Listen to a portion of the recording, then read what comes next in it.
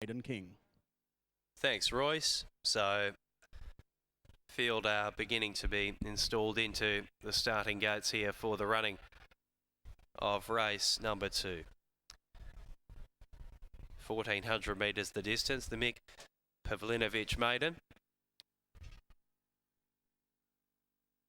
So up goes Silent Impression, who comes here 0 from 3, but should find this a little easier. Was well beaten by Joyrise last time out. Up comes a touchy subject who's out to $13 now. Does look a key winning chance.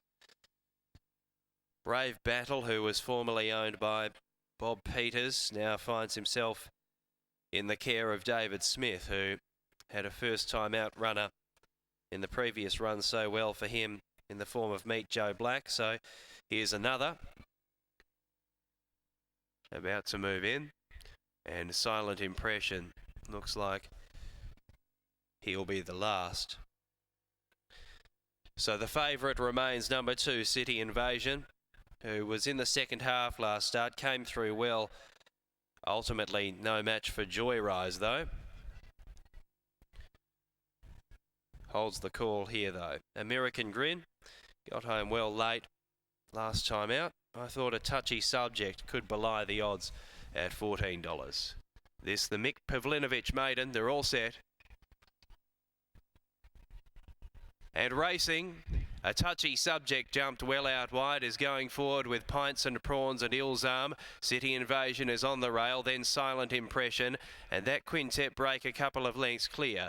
Back in the second half comes the Slug with American Grin, then Brave Battle, and back at the rear of the field, You're Fried. Spread out over 8 lengths here, and comparing notes are Pints and Prawns and Il's Arm. They're a length and a half clear of City Invasion, and on the outside running fourth, Silent Impression. A touchy subject trying to be snagged in behind those, although still a little wide. The Slug sneaks through, then American Grin. Brave Battle takes off wider out, and You're Fried at the rear as they begin to compress. 650 metres remain. Pints and Prawns tackled by Il's Arm, then Silent Impression. A touchy subject 4 wide. Driving up behind them the Slug with City Invasion, then American Grin. Brave Battle. That group are split by no more than 3 lengths, and last is You're Fried 2 lengths away. On the home turn, a touchy subject goes up quickly. Joins Silent Impression, Il's Arm, Pints and Prawns. American Grin beginning to extricate now. A touchy subject takes over, draws a length. American Grin. Brave Battle come down the outside, then City Invasion on the rail. It's a touchy subject, still a length up, coming at it, City Invasion the inside. City Invasion now draws alongside a touchy subject, takes the lead, and City Invasion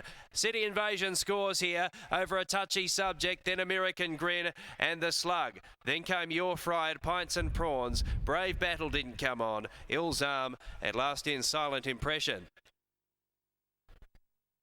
City Invasion squeezing up on the inside has scored here in the hands of William Pike for Peter Fernie, having his first run for Peter Fernie today, and scores. Number 2 by probably only a half head on the line. A touchy subject really gave him a good fist of it in the run to the line, but has come up narrowly short for Brian Allen, Jordan Turner, and then number 1 American Grin, who got to the outside, did look a little threatening on the turn as he began to muscle his way into the open, although his run eventually plateaued into third, and fourth was number 8 the Slug. So it's 2, 4, 1 and 8 here.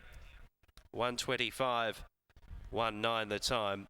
Number 2, City Invasion, a bay or brown gilding 5. City Place, Miss Heath, owned by S. Miller, V. Pano, W and D Coucher, C, S, B Sherry, W and N, and also G Lavender. Yarradale Stud, SmartNet Investments, Peter Fernie, William Pike. Only a short head on the line by 2 lengths, and they've got home in 35.44. Betting number 4, a touchy subject who went down fighting. 4-year-old bay gelding Pro Art, elusive choice.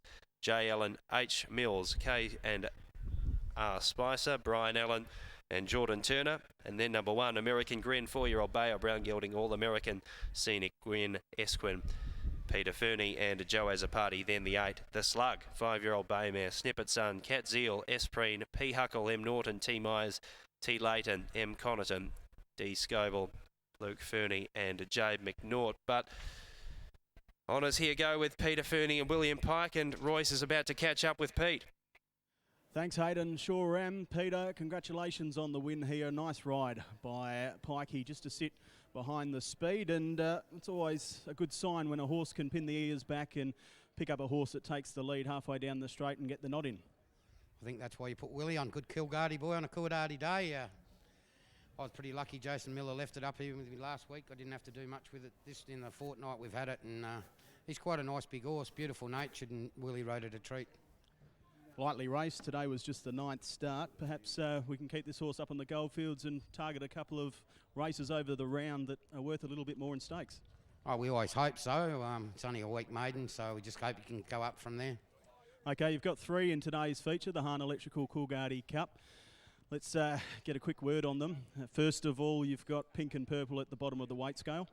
Oh, I think the whole 3 of them are out of their handicap, and the only thing they've got in their favour, they handle the track against them better horses. Like if they were starting in Perth, they'd be 50 to 1, and the others would be 5 to 1. So just because they're here, they're short in the market. I'm hoping they go really good, but not overconfident. Can you lean to one of the 3? Oh, Pink and Purple, of course. She's been in really good form out of the 3 of them, but congratulations on the win here. Thank you. There's Peter Fernie, winning trainer of City Invasion, who gets back off the canvas. A great ride by Willie Pike to get the head down on the line. The official margin, a short head. 2, 4, 1 and 8 are the interim numbers there. A nice run by a touchy subject. You would suggest a maiden win won't be too far away. Shane Warren now has William Pike, and we'll catch up after the win of City Invasion. Thanks, Royce. Joined by one of the best in the business in William Pike. You must love coming up on this special day for you. Obviously born and bred in Coolgardie, and to ride a winner as well is quite special. Yeah, definitely. Definitely have the good memories from when I was a child. I still say to this day it was one of the best childhoods I think anyone could have. So thoroughly enjoyed it, and it's nice to come back and even see a few names in the book and that I still remember. It's nice to see. With City Invasion taking out its maiden, settled further back than anticipated? Not really, unless you wanted me to lead. I was happy with where I was. Maybe in hindsight I probably could have led. We went that slow. You probably need a gallop in the morning. There's the master trainer right behind you as well in Peter Fernie. Just to touch on the Cup runner this year in Pink and Purple, probably a similar ride because you hugged the rails. That was in the Tats Cup, but clearly a mare in form. Yeah, definitely. She's probably the most informed local horse at the moment. Fingers crossed I can get it done in the big one. I suppose that's what I'm here for, and it's the one I want. So hopefully this is all leading up to something good. Well done. Toughest assignment yet for Pink and Purple folks in the Hahn Electrical Coolgardie Cup. That's William Pike. He was aboard race 2 winner out of Kalgoorlie in City Invasion, the Mick Pavlinovich Memorial. Thanks, Shane. Yes, numbers here 2, 4, 1 and 8. Interim race 3, the Boulder Parts and Towing Handicap, comes up at 143 local. In the meantime, we'll pass back to Jason in the studio.